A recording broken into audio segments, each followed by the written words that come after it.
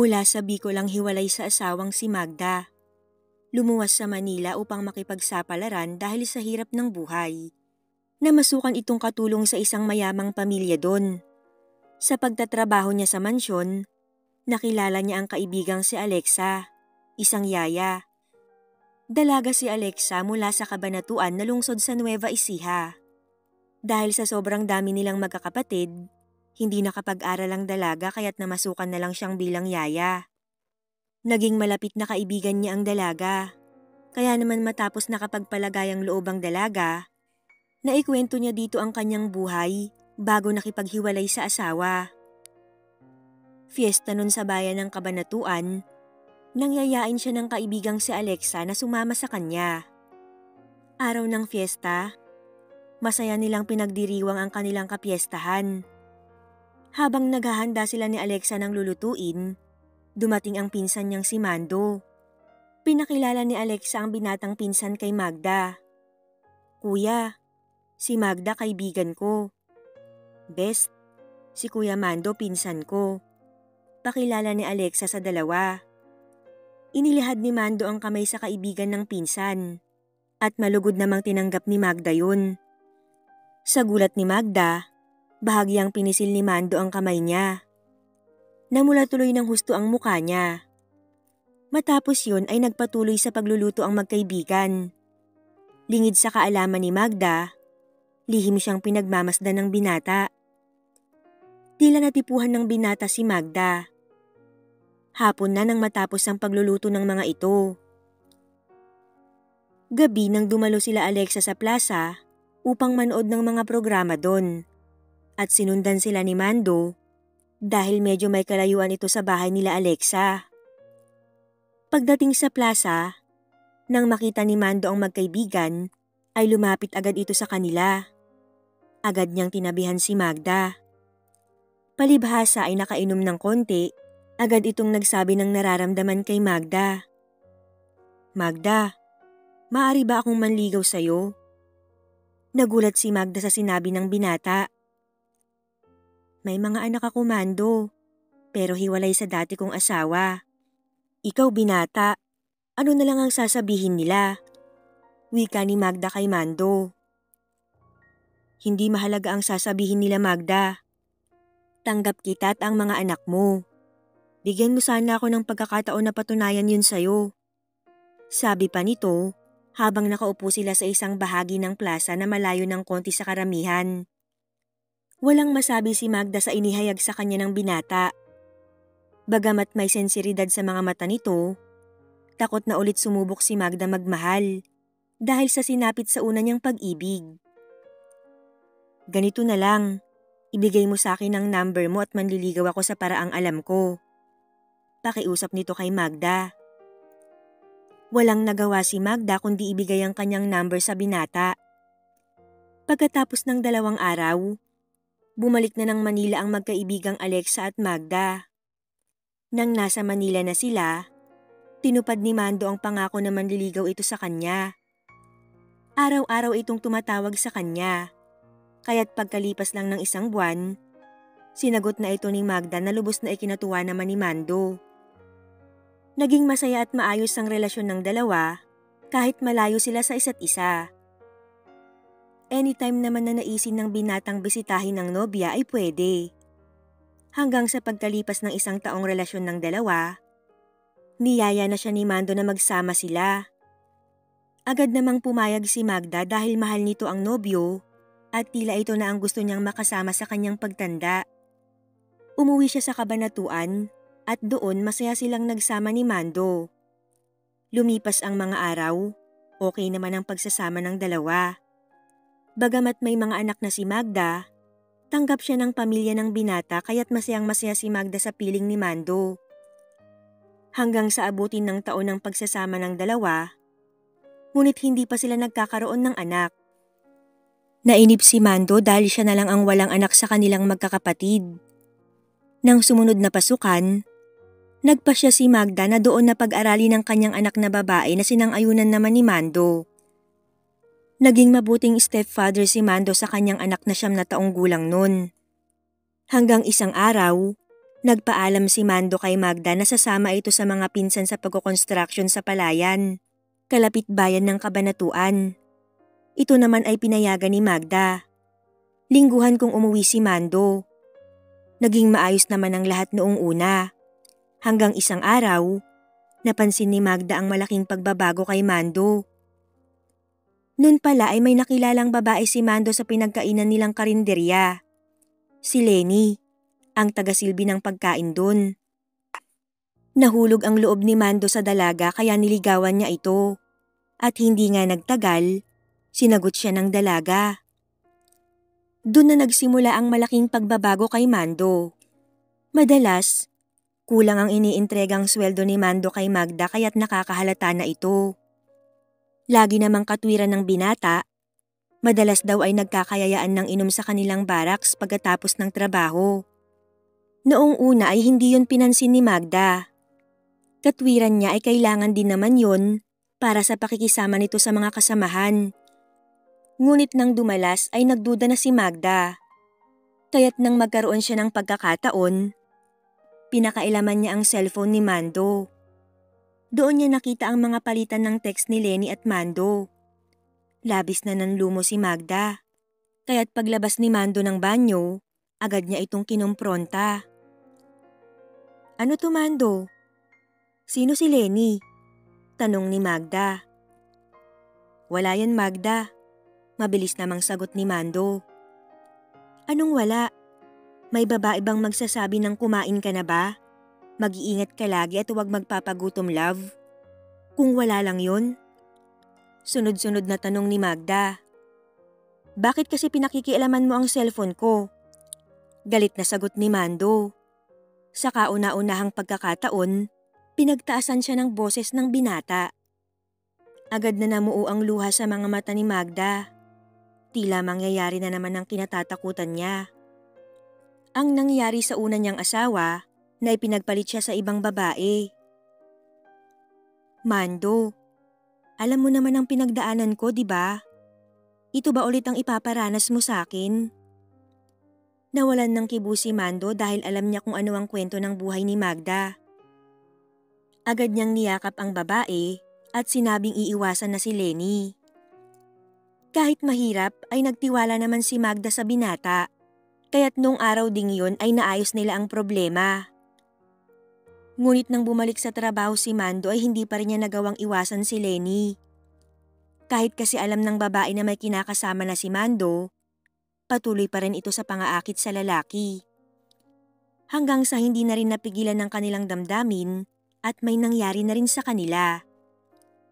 Bagamat hindi na birhen ang dalaga, batid ni Mando na meron siyang responsibilidad sa nangyari.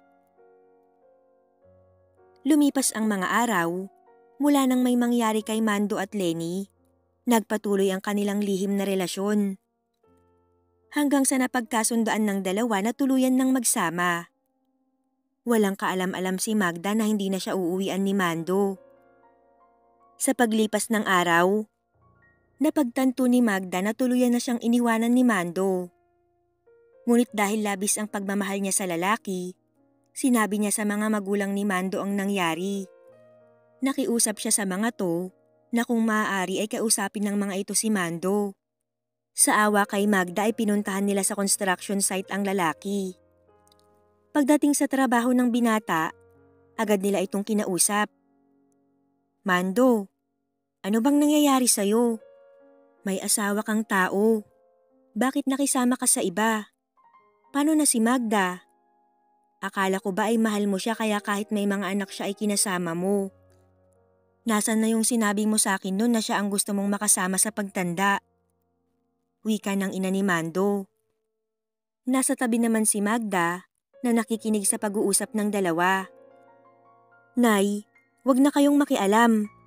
Nagsasama na kami ni Lenny at mahal ko siya. Sagot naman ni Mando.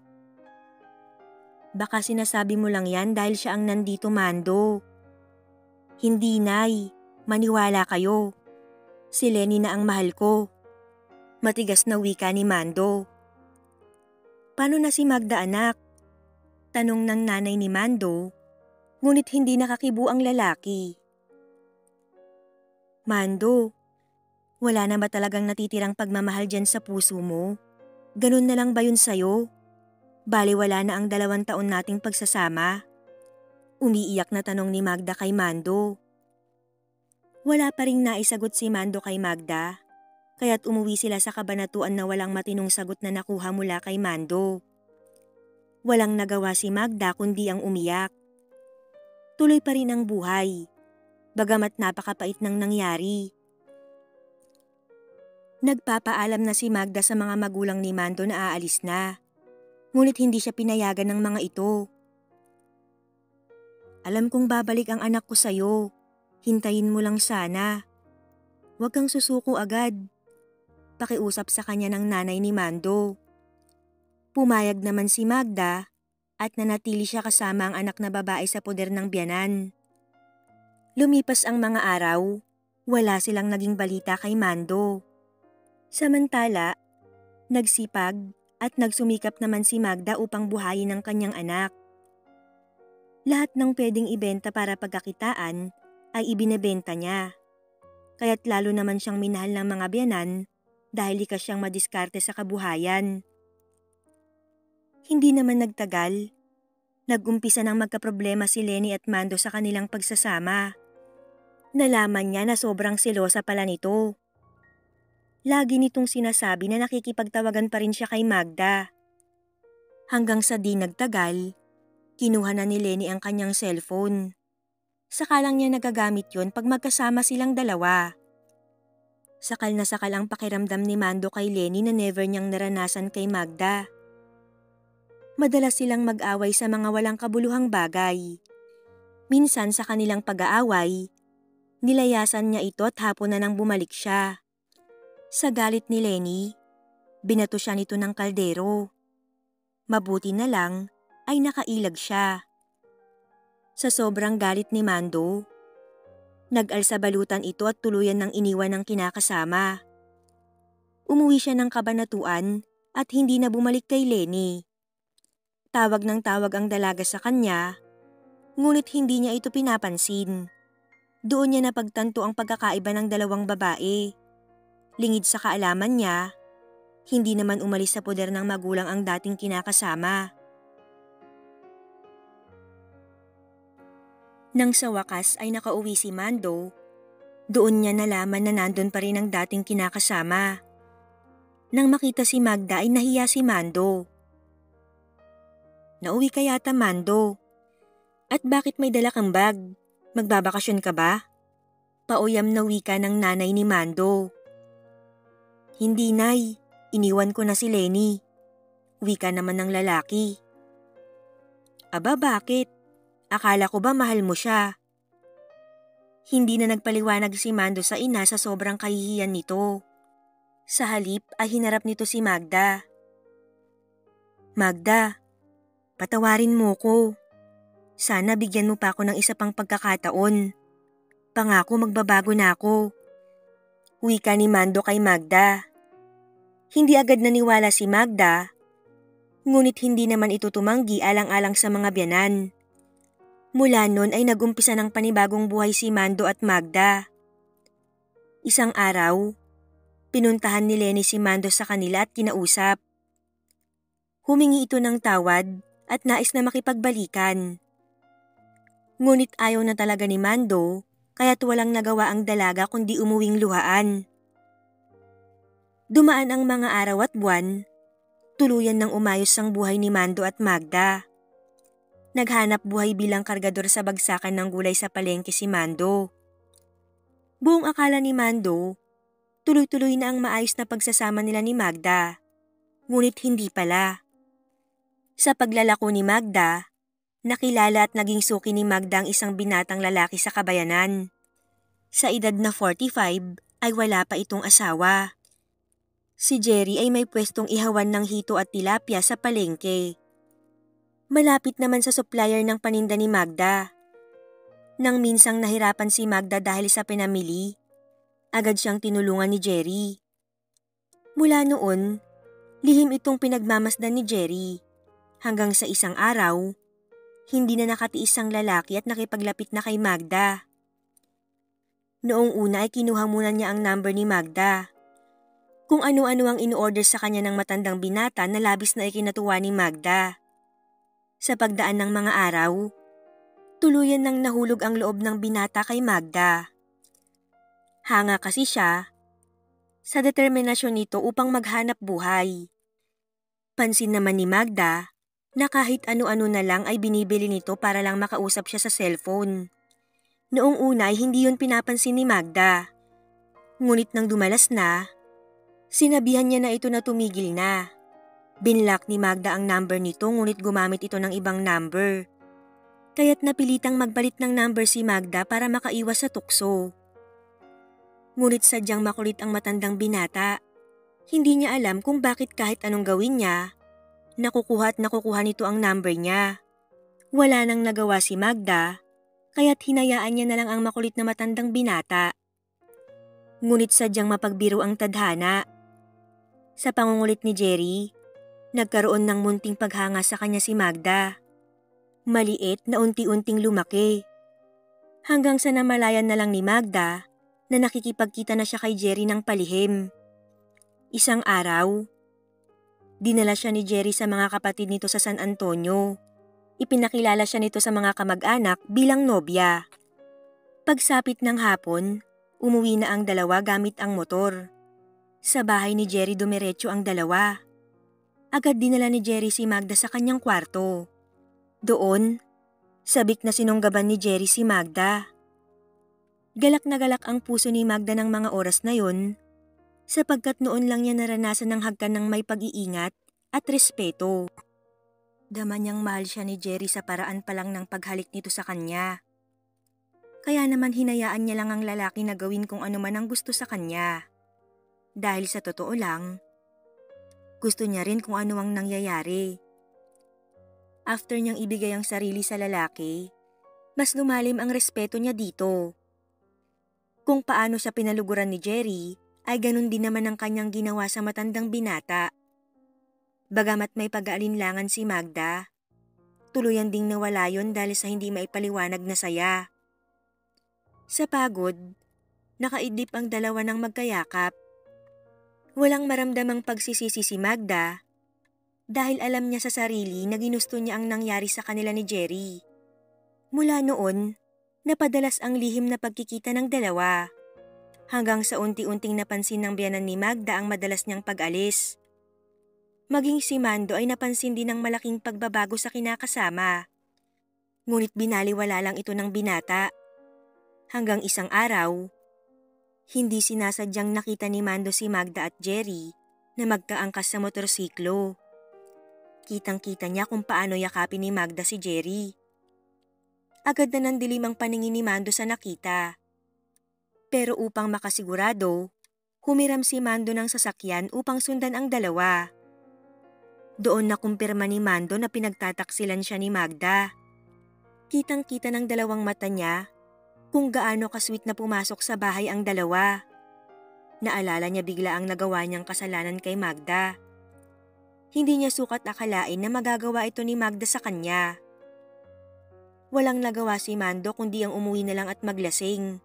Nagpakalunod siya sa alak upang makalimutan niya ang sakit na nararamdaman. Ngunit imbis na gumaan ng loob, ay parang mas lalo pang tumindi ang galit na nararamdaman niya. Habang patuloy sa pag-inom si Mando ay siya namang dating ng anak ni Magda. Dahil wala na sa katinuan si Mando, nag-iba na ang tingin niya sa babaeng anak ni Magda. Doon niya ibinuhos ang galit niya.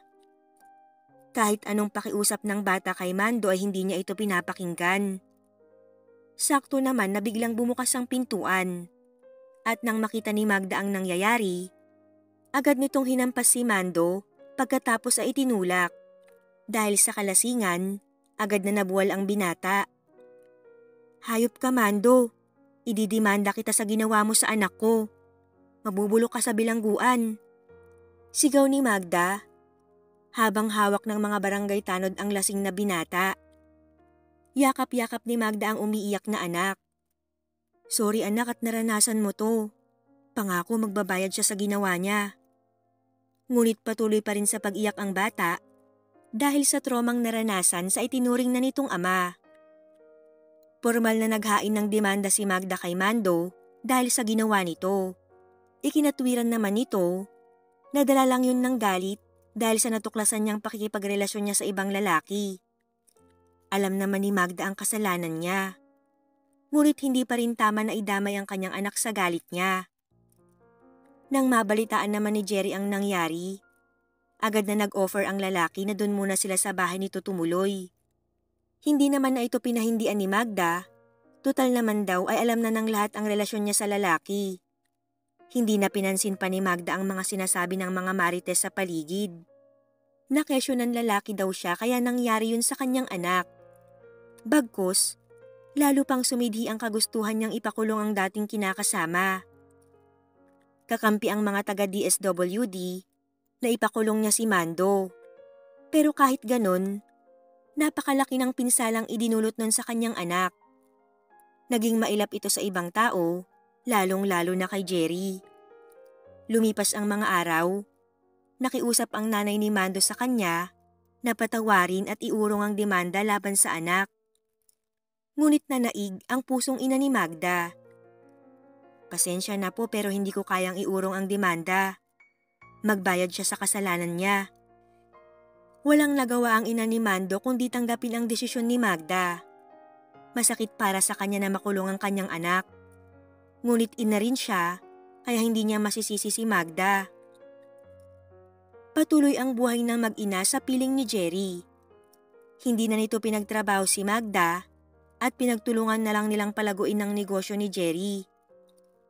Sa paglipas ng mga araw, unti-unti namang umaayos ang lagay ng kanyang anak na labis niyang ipinagpapasalamat.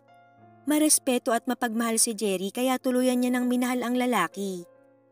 Dasal niya na sana ay wag itong magbabago gaya ng pangako nito sa kanya. Namamahalin at handa silang protektahang mag-iina. Lumipas ang mga taon, naging mapayapa na ang kanilang pagsasama. Bagamat hindi sila nagkaanak, masaya naman silang nagsama. Itinuring ni Jerry na parang tunay na anak ang dalawang anak ni Magda. Sa kabila ng lahat ng naranasan ni Magda, ibinigay pa rin sa kanya ang lalaking magpapahalaga at rerespeto sa kanya ng tunay at wagas. Kaya naman bilang ganti, naging mapagmahal at mabuting may bahay siya kay Jerry.